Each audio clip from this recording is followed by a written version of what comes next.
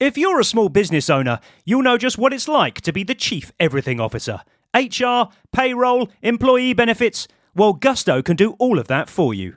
Gusto is online payroll and benefits software built for small businesses. It's all in one, remote friendly, and incredibly easy to use. It's quick and simple to switch to Gusto. Just transfer your existing data to get up and running fast. Try Gusto today at gusto.com/lockedonsoccer and get 3 months free when you run your first payroll. That's gusto.com/lockedonsoccer. The world's biggest soccer tournament has arrived, and you can trade the entire tournament on Kalshi. On Kalshi, you can trade every match from the opening stage all the way to the final. On Kalshi, you're trading against peers in a live market, meaning there's no house. And as the probability changes, you can buy in and out of your position. For a limited time, download the Kalshi app and use code CUP26 to get $10 when you trade 10. KALSHI, Kalshi. Trade the beautiful game. 18 plus only. Restrictions and eligibility requirements apply. Event contract trading involves risk and may not be suitable for all investors. Prices, values, and available markets may differ from those mentioned. For more information, see kalshi.com/regulatory. The entire summer of soccer is on PrizePicks, all 48 countries in every matchup, and if you rep your side before the round of 16 on PrizePicks, you can win a trip to the finals in New York. It's the biggest tournament ever, which means there's even more opportunities to cash in while you root for your favorite national sides and global soccer stars. Download the app today and use code CUP26 to get $50 instantly in lineups when you play your first $5. Download the app today and use code CUP26 to get $50 instantly in lineups when you play your first $5. PrizePicks, America's #1 sports picks app.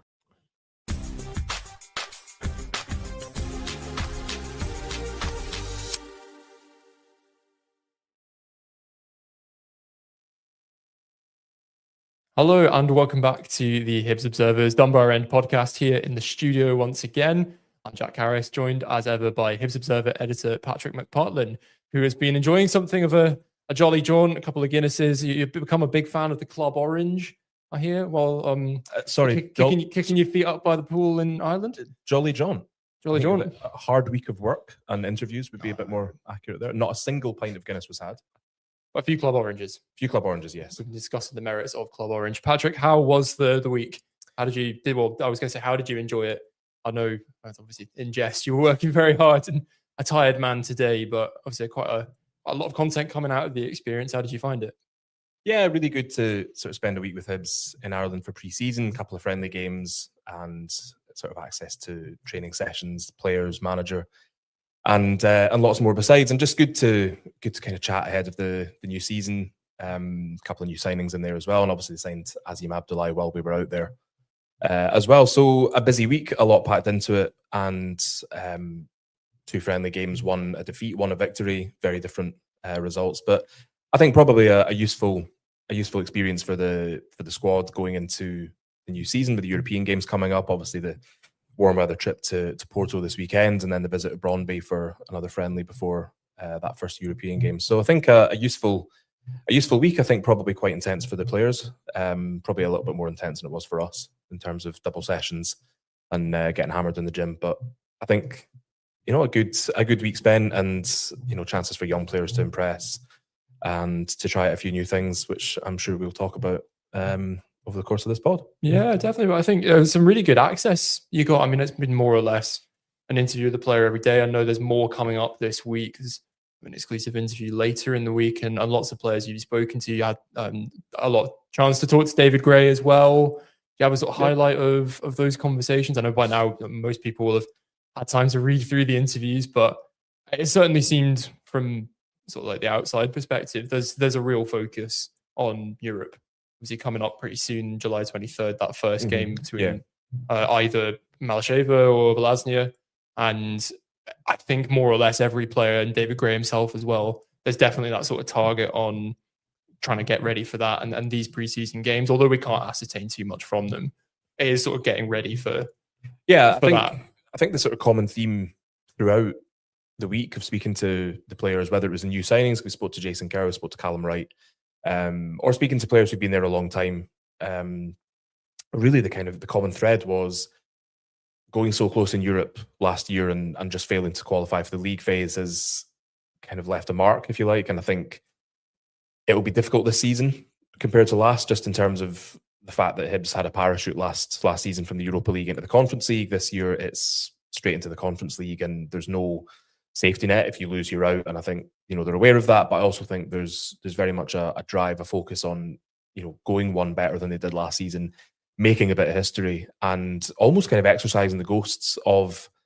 the last European campaign, because the way it ended, it was a kind of glorious failure, as it so often is for Scottish sides in Europe. But I think it probably stayed with them a lot more than we maybe realise on the outside. We've discussed that, yeah. It's that sort of the lingering effect going into the league in particular, and it seems like exercising demons, they didn't do that for, the best part of that sort of first half of the season, but you still felt the effects. And I think sort of reading the interviews, as I know you're about to say, that seems to be the case for the players who were in the door for that and had that experience. And also, I think Felix Passlack as well.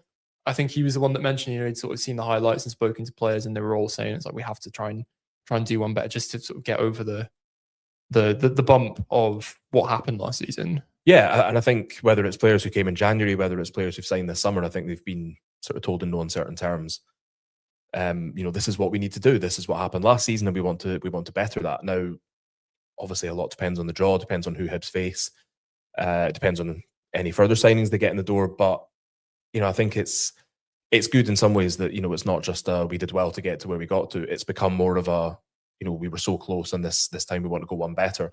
On top of that, it's the start of David Gray's third season in charge. I think you'd look back at the two previous seasons and say the cup performances haven't been great either. So I think that sort of comes to the forefront as well, this sort of desire to win a trophy, because I think when you look at, particularly last season, you look at who Hibs got beaten by, and you look at sort of who got to the latter stages, and you just think that was a real opportunity missed. Yeah. And I think as somebody who, probably won Hibs their most famous trophy in the history of the club, David Gray knows only too well about the importance of winning a trophy, what it can do for the club, what it can do for the players, what it can do for the fan base. And, from a personal level as well, just to have that on his CV it's probably something that's missing at the moment. He's had those back-to-back European qualifications. He's had a third place finish. He's then had a fifth place finish. And as we've spoken about before on this pod, like back-to-back top 5 finishes hasn't happened enough for a club like Hibs. And I think, that's sort of a little check for him on his sort of to-do list in terms of, achievements as Hibs manager. And I think winning a trophy, or at the very least getting to the latter stages of one or even both domestic cups, has to be up there. And I think aiming to sort of finish higher than they did last season probably has to be up there as well. And again, that's something the players were talking about in terms of, what success looks like this season. And they've had that experience of playing in Europe. They've had that experience of what it feels like to be juggling the domestic campaign with European trips to, likes of Belgrade, to Warsaw. And I think also, David Gray is somebody who's learning all the time, is still a young manager. I would be very surprised if he hasn't looked back at last season and what worked and what didn't work, and how Hibs can kind of get over the sort of stumbling blocks from last season and maybe go one better this time, whether that's Europe, whether it's in the league, whether it's in the cup competitions. And I think even at this early stage, we're only a week into July, I think, hearing the players talking about, just that drive to be successful, to have some sort of tangible success, whether it's getting to the league phase in Europe, whether it's a domestic cup, whether it's finishing up the table. It's, the ambitions there are pretty strong, and I think that's only going to strengthen as we kind of get into the sort of the start of the football proper, and not just pre-season games. Yeah, I think the ambition's always going to be something positive to hear from the outside, and this sort of fourth and a trophy mantra. I mean, it's from a practical level as much as anything. You win the Scottish Cup, you go into Europe. And we know from the coefficient of Scotland at the minute that getting into Europe is going to be more difficult. Mm-hmm. Now, you pair that with a league that looks more competitive than it's ever been. I mean, you obviously saw what Hearts managed to do last season, the likes of Motherwell as well, Falkirk. David Gray, I think, maybe spoke about a sort of rejuvenated Aberdeen, sort of expecting Stephen Robinson to do something good with them. So it is going to be more difficult. You're not going to be able to rely on, right, we can finish fifth and then get in the back door if there's a Scottish Cup win somewhere else. You do want to do it on your own merits, and that's going to be challenging, but it is also like the emotional aspect of it as well. There have been Hampden runs for Hibs, not really recently, and certainly I don't think in David Gray's time as head coach proper. I don't think it's gone past the quarterfinals. I mean, correct me if I'm wrong. But it's the emotional aspect for the supporters as well. no silverware since 2016. I mean, a decade is sort of pales in comparison to 114 years with the Technically Scottish Cup. 2017 if you think about the first division, but Oh, okay. I know people don't want to talk about that. We're getting But I think we're it's- getting ripped up in the comments right now. I think it's more that it's for a club of Hibs size that there just hasn't been enough success, and whether that success is trophies, whether it's progressing in Europe, whether it's finishing high up the league, there hasn't been enough of that, and I think that's something that Gray's been kind of aware of since he took the job. That the back-to-back European qualifications, back-to-back top 5 finish, that's good. That's like one box ticked or 2 boxes ticked, if you like. And I think there's probably more that you would like to tick in terms of winning that trophy, going further in Europe. He talked a lot, I think, in the first season about changing history in positive ways. I was just about to say that. It was a phrase that he kept going back to.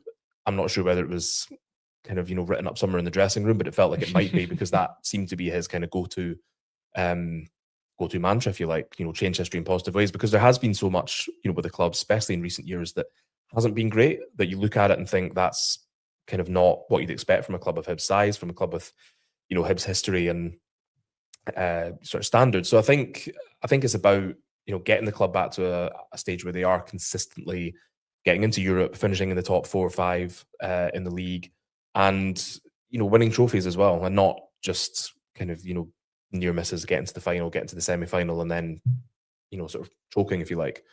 You have to say also that in terms of going and changing history in positive ways, he's done a very good job of that.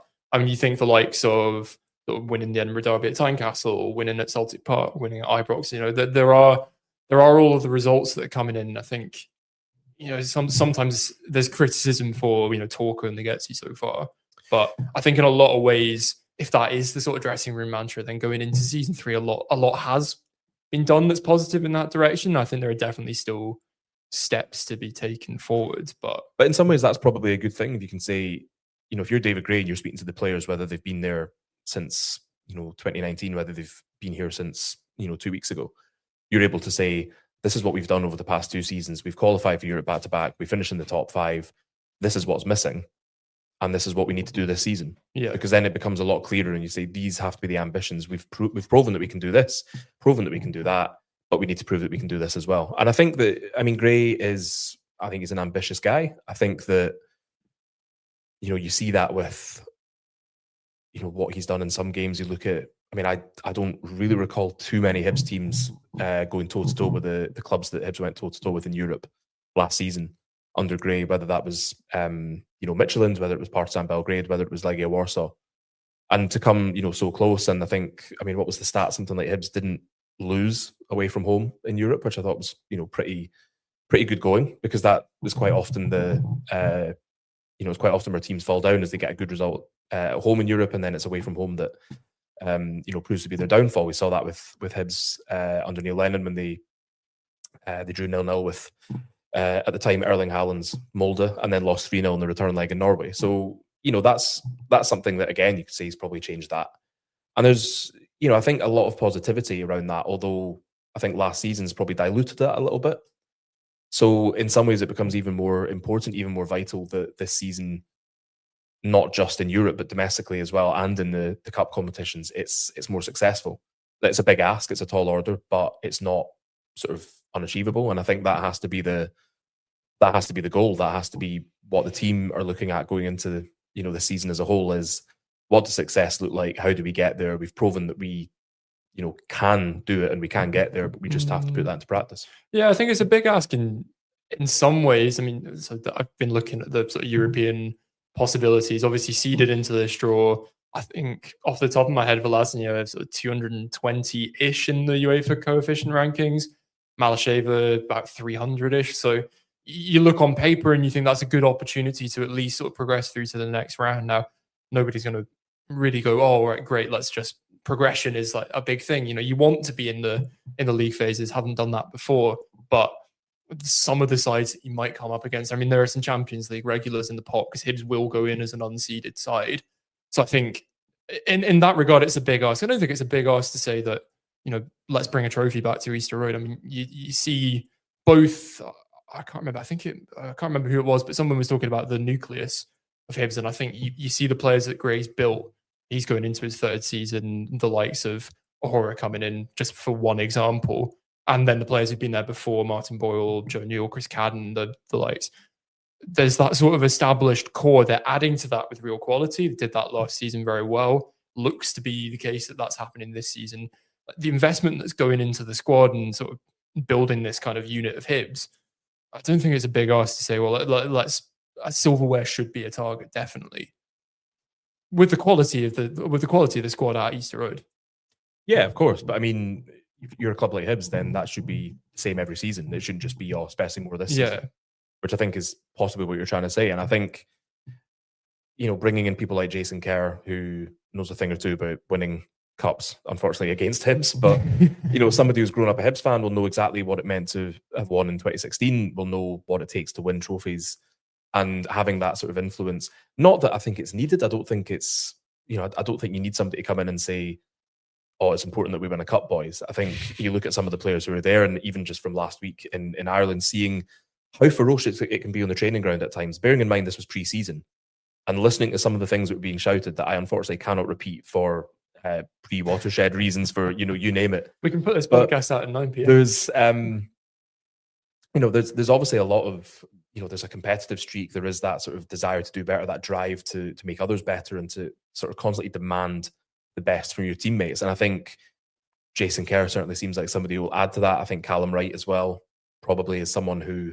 He's won a couple of league titles down in has, England, and knows what it takes. Exactly. And after a season at Wigan where he kind of cleaned up at the end of season awards, he'll be sort of keen to sort of, keep riding that wave and pick up where he left off. And it's just that, it's the driving standards, it's the, aiming for higher, wanting to achieve, as much as possible all the time. And there's other players there. Joe Newell has spoken about this countless times, that the one thing that's really kind of been missing from his time at Hibs, and he's been here a while, I want to say possibly 8 years, just about coming up 8 years, maybe at the end of the season, is winning silverware. And I think it really kind of rankles him that he hasn't managed to do that yet. And I think that would be, talked about ticking boxes, I think that would be a big box ticked for him if he could do that well at Hibs. So there is that, there is that determination, there is that kind of drive to do it. And I think, you're adding players in Wright, in Kerr, who, will just add to that. And ideally, if you're Gray, if you're the recruitment team, if you're the coaching staff, the hierarchy, you're thinking these are the players who can hopefully just carry us on that little bit extra, like where we, maybe stumbled last season. So I think be interesting to see how they fare in Europe. The new players, it'll be interesting to see what they bring to the sort of domestic campaign as well. But I think, one thing is clear, and that's that, even at this early stage, even a week, 2 weeks into pre-season, it's very much, no, this is what we have to do. We know where we perhaps didn't succeed last season, and they're just kind of hell-bent on making that, making it a different story this time around. Yeah, and I think, you mentioned the coaching staff as well. I think that's an interesting point too. Obviously, there's been what I think David Gray called a sort of freshening up in bringing in John Potter. I guess, is that something, did you notice any effects of that? John Potter's first couple of weeks a lot louder than Eddie May on the training ground. Can you print any of that? I think he was obviously Jack Ross's number two when the pair of them managed to get Hibs to the latter stages of cup competitions, sort of 5-6 years ago. So he again has experienced that with Hibs. He is somebody who, he knows the expectations, he knows the size of the club, he knows what the fan base is like, and just somebody who's got that experience, who will, not saying that Eddie couldn't, but able to get the best out of players, because it's another voice who knows what it takes. Yeah, it's changing the messaging as well, I think. Yeah, and I think the main thing is to realise that Eddie May's somebody who has a long association with Hibs, back from being a player to then coming back and working in the academy, to then sort of supporting Gray during his interim spells in charge, and then joining his coaching staff 2 seasons back or whatever, when he took the job proper. And I think it was interesting hearing Gray talk about just that sort of never feeling comfortable and just sort of keeping things fresh all the time. And that probably goes for him. It probably goes for, the coaching staff as well. It goes for the messages he's giving. It goes for training. It goes for how you prepare for games. And I think it's, we probably won't really see the sort of benefits perhaps of that until kind of a few games in. But I think, from watching training and from his time before, John Potter is somebody who's very vocal. He's very experienced in the game. It's just that, a bit more, kind of experience to add to the group. Because I think if you look at Gray, you look at Liam Craig, they maybe don't have bags of experience. Craig Sampson probably a little bit more from his time at Aberdeen and at Hibs previously. And I think John Potter's just somebody who's gone away and had a bit more experience managing on his own at Kelty Hearts, going to Wraith and taking on it's a kind of sporting director type role, technical director, and just bringing that back to Hibs, somewhere that he knows well with a staff that he knows as well. It's just about how can we or in Hibs' case, like what can we do to kind of, it goes back to changing history in positive ways, like little things here and there that can just maybe make a difference. And I think he's just somebody who should be able to help with that. And it's freshening things up. It's going to say it's a new voice, it's a new old voice, if you like.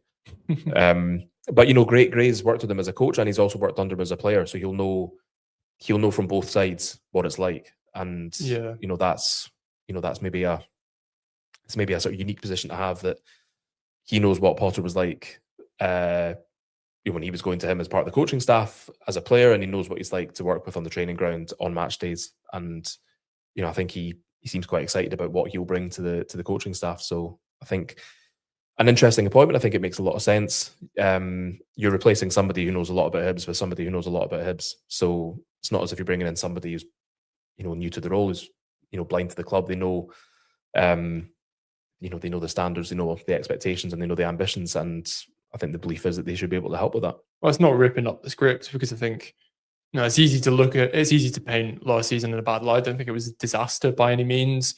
Sort of getting, as you say, back to back top 5 finishes, and there were a lot of positives to take. There were a lot of negatives to take as well, and there are a lot of things to be improved. But I don't think it needed a sort of factory reset. I think it is just that idea of not letting people be comfortable with that as the standard and always trying to push yourself forward. You get that by adding in the likes of Jason Kerr, Azim Abdullahi, Callum Wright, so adding to the formula, changing things up slightly. I mean, we can chat about sort of formations and things, but I don't think there's that much you can sort of take from preseason friendlies other than sort of getting fitness in the legs. But you look at some of the players and you think, well, there's intent, there's ambition there.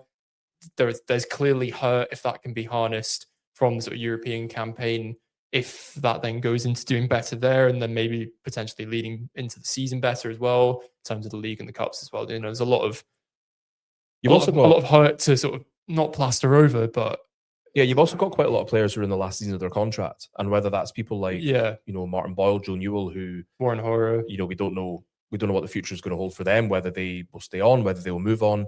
But people with a long association at the club who will want to go out on a high. You've then got people who've been there sort of 2 or 3 seasons.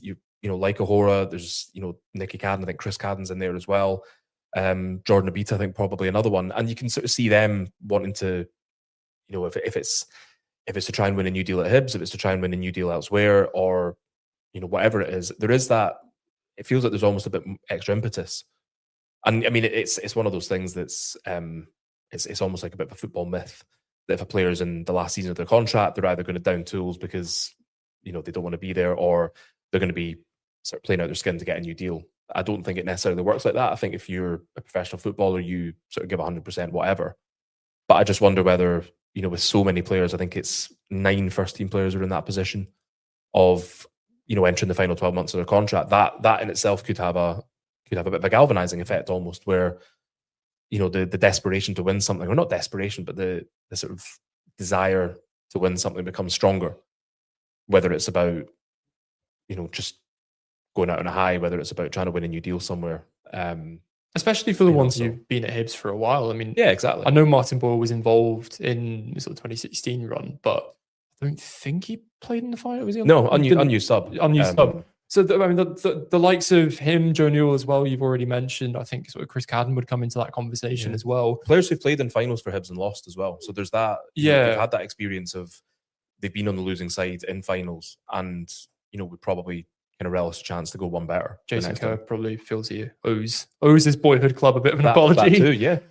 But in terms of if this is to be the end of their association in Leith, then what better way to do it than to go out with what would be construed as a successful season, not just a well, that's quite good, and it's back-to-back seasons, yeah, great, okay, just something you can actually go and say like that. What a way to end! I think if there's a galvanizing effect to be had from anything, I think that's definitely going to be up there. Yeah, I'm not sure that's exactly how David Gray's planned it, but I think it could just be one of those almost like a kind of side effect. Yeah, where it just there are players who just are hell bent on just a bit of success and just sort of thinking, well, we should have done better last season.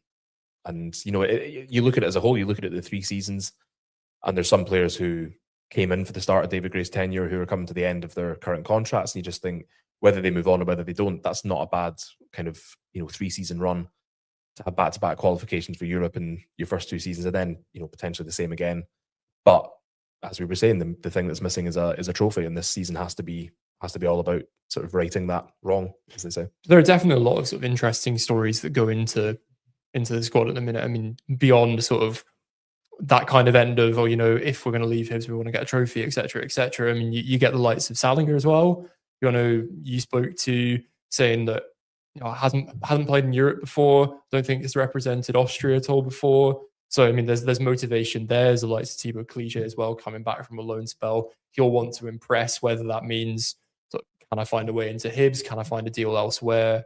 And then sort of the new players as well coming in and wanting to make their mark. I know Abdoulaye said that he harbours aspirations of being a Scotland international. We've seen how Hibs can be a platform for doing that. I know David Gray's spoken about the club being, but that sort of project side of it, of it's my responsibility to win football matches, but it's also my responsibility to develop these players and sort of help them achieve their aspirations. So there's definitely a lot of motivation within the squad, I think. There is.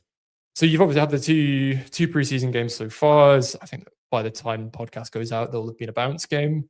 There's the behind closed doors friendly against FC Porto, and then the game against Brøndby at Easter Road as well. So still sort of a lot of preparation to be done before the season kicks off. That wasn't really a question. It was a statement, yeah. No, you're right. Because I think, especially from the games in Ireland, I mean, the game against Shamrock Rovers, I know a lot of people were looking at a 1-0 defeat. There was booing from the crowd as well. This is a pre-season friendly. We're still in June.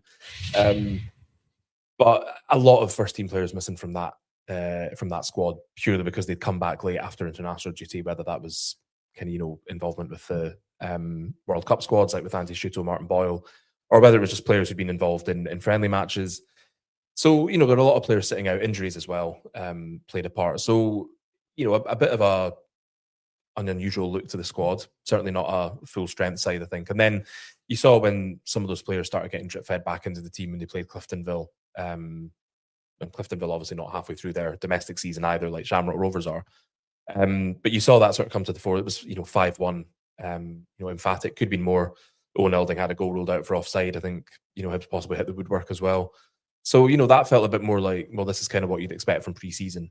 And I think I could be wrong here, I'm speculating, but I do wonder whether going to Portugal for this sort of brief kind of 3-day training camp is almost kind of preparation for Europe, because I think it could be very warm in Albania or Kosovo, wherever Hibs end up going. And again, in the sort of second tie after that, if they progress, then that could also be could be warm. So it's almost just getting a feel for what it's like to sort of travel for those sort of 3 days, get a bit acclimatized to the heat, and obviously playing a sort of top class opponent, which will be a good test for the players. And then playing Brøndby as well, it's just sort of playing that level of opposition, like just higher than what you've previously faced. So they're almost like sort of mini Europeans, exactly, yeah, themselves, but without the pressure of and I think there's no safety net to drop into. Yeah, I mean it's closer to probably what they'll face in Europe, and if they can get good results in those games, good performances, then obviously does a lot for confidence. Because you've got, as we were saying, the first couple of games in pre-season are about minutes in the legs, fitness, 45 minutes for one player, 45 minutes for another. And as you move through pre-season, obviously it becomes about, can we, put match practice into these games? Could we try things that we're going to do in games tactically?